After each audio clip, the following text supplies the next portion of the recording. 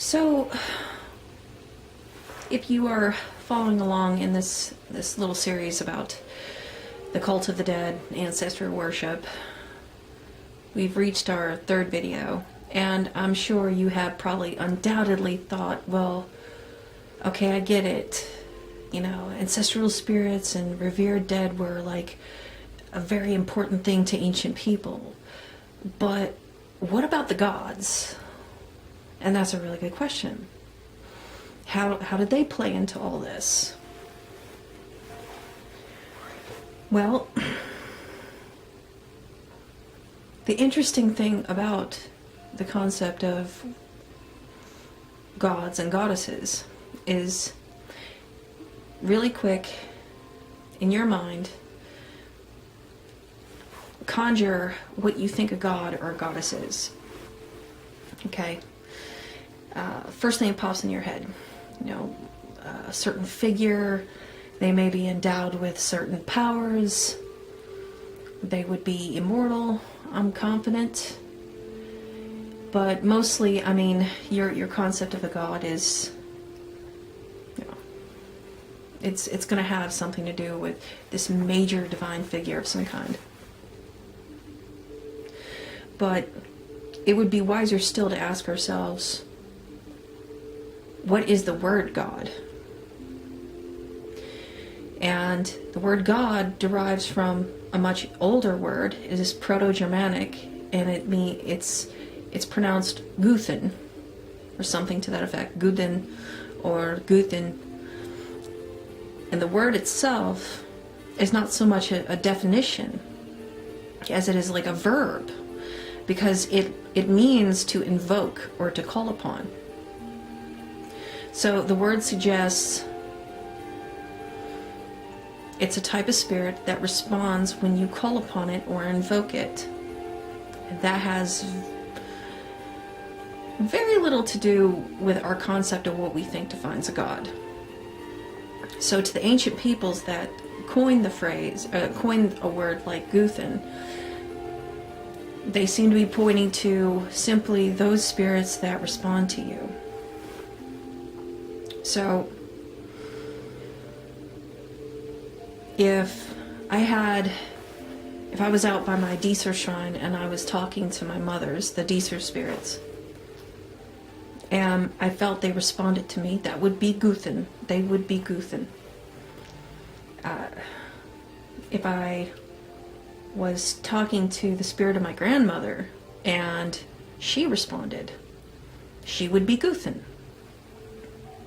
Or if I was to try really hard to reach out and invoke a spirit that would be what I would consider far away, someone close akin to perhaps a god like Othin, or a Frigg, or Sif, and they responded, they would be equally Guthen. So, Guthen simply means spirits that respond to you when you call upon them. It is an action, it is an exchange. And as far as some of these gods go, you know, which I have speculated before, that a good majority of them are in fact pillars of their communities, kings and shaman,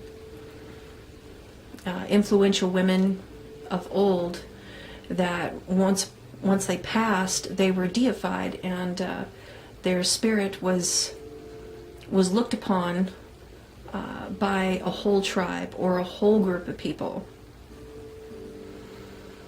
It would be the equivalent to, like today in our modern world, believe it or not, when Elvis Presley passed, there's kind of like this little cult of people who kind of like sainted him, you know, deified him in some way. Yeah, so Elvis Presley technically, he actually has a little cult of people who are dedicated to sharing his music and visiting his grave, which, oh my gosh, It does. It kind of does look like a shrine. Let's be honest. For a while, the United States, even without calling it deification, technically at one point we deified Teddy Roosevelt, and rightfully so. He was a great president. He was a phenomenal president. He's the kind of president we would always hope to have. Not saying that we would always have had guys like Teddy Roosevelt in the White House, but we raised him up to a state of almost divine-like state. And that harkens back to a very old tradition of deifying pillars of your community. They would be your honored dead, not necessarily related to you, but they definitely are. They are definitely remembered by a large group of people. We have some evidence of this in the sagas, like if you've ever read the Kings of Norway, it opens up with a saga about Sweden and how, you know, Odin and his people came along, and it talked of his influence and how when he died, he said that, you know, people should be cremated. And then we have Frey, who was a king, and when he died, they made a great big burial mound, and they put him in it, and they called him God of the World, and they sacrificed him to him. I think it was every 9 years they would sacrifice to him. It was a big deal. And in parts of China, Confucius, the great philosopher, was deified. And I think it's once every year, for a long time. I'm not sure if it still happens now, but for a long time, they would have like this great feast, and they would like sacrifice thousands of livestock to him. Janus, the Roman god Janus, was in fact believed to be one of Rome's first kings. And when he passed, he was deified. So we do have examples of surviving history that sort of point to some of these gods and goddesses being real people once upon a time that were elevated to a high status after death. And that would definitely explain why we have so many stories of these very social spirits, which they're a little different from wilder spirits, you know.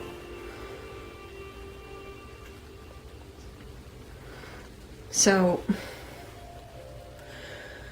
we kind of get the impression that a lot of the gods and goddesses of the Romantic literature were in fact based on real people who were eventually deified. And they were worshipped by a collective group of people who were directly or indirectly influenced by their doings when they were alive. Yeah, their achievements. So there may be another question that may pop up. It'd be like, well, what about gods like Yahweh? And I'm not really sure what to say about Yahweh. As far as I can tell, the Jewish people look upon Yahweh as like this creator God who created everything. And I'm not going to say he's the only one they attribute, you know, people tend to attribute as some creator God. But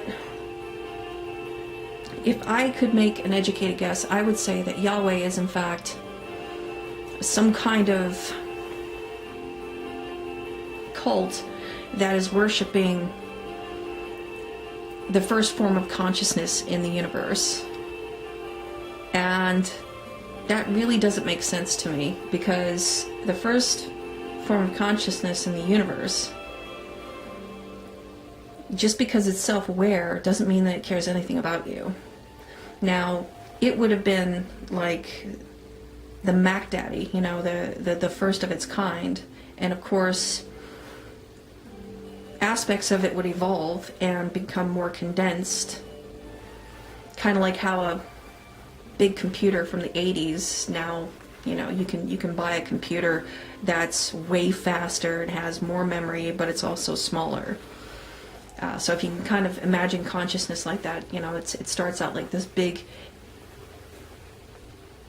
blob of self-awareness, maybe a few traces of self-preservation in its activities. It's preserving itself somehow, some way. But over time, it kind of gives birth to more condensed versions of itself. One version evolves into another version. This version evolves into a newer version. This version evolves into a newer version, and so on and so forth. I wouldn't call that something to worship, though. Because in my mind, that would be the equivalent of worshiping the first little thing that crawled out of the ocean that would give rise to land-dwelling creatures that we sprang out of. To me, it makes about as much sense to pray to the most primitive aspect of consciousness, hoping that it will hear you and respond to you. I see that, and in my mind, I'm imagining myself walking up to a beach when the first land-dwelling creature came out of the water and bending down and saying, "Hey, little buddy, you know what I am?" Now, if I don't manage to scare that little creature back into the water and disrupt evolution for probably another 50 million years, if it's not scared of me, at the very least, it's going to be completely indifferent of my indifferent about me. It's not going to care what I am. It's not going to be able to hold an intelligent conversation with me. Now, if we fast forward and we look at some of the first humanoids, that would be their conscious. The signature of their consciousness would be a little like ours. We could attempt to contact them if we had a time machine. Here again, they would kind of recognize what we are, but they would still be a little indifferent to us. Now, if we were able to jump a little forward in time and maybe find an ancestor from the 1500s or the 1200s, the signature, the energy signature of our consciousness would be a lot closer to each other. So standing there and walking out of a time machine and talking to this person, and if they believed you that you were a descendant of theirs, there would be some kind of communication there.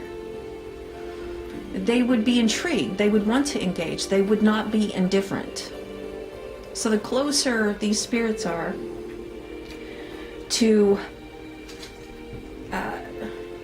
the energy signature of your consciousness, the more likely they will respond to you.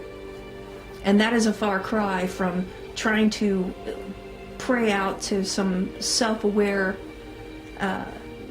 consciousness that's probably so all over the place that it's nothing more than fragments embedded in the very fabric of the universe. Yeah, I wouldn't want to pray to that. I would pray to something that can identify me as a being, okay? And because they know what it's like to be a being, they would know how to interact with me somehow, some way. So, no, I don't have much to say on this business with the Judeo-Christian God. Yeah. So anyway, I hope I didn't ramble on too much. But that concludes this part of our discussion.